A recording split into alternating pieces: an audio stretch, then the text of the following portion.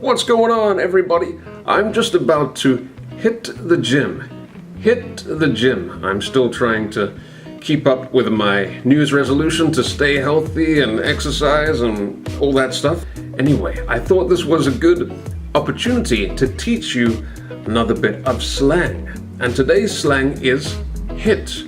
To hit somewhere. Now, I'm not talking about physically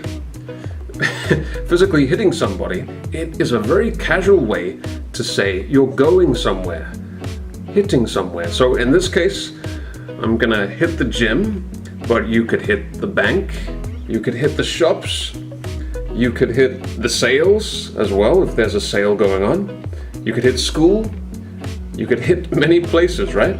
So let us know in the comment box below, using this word hit, where are you going to hit today?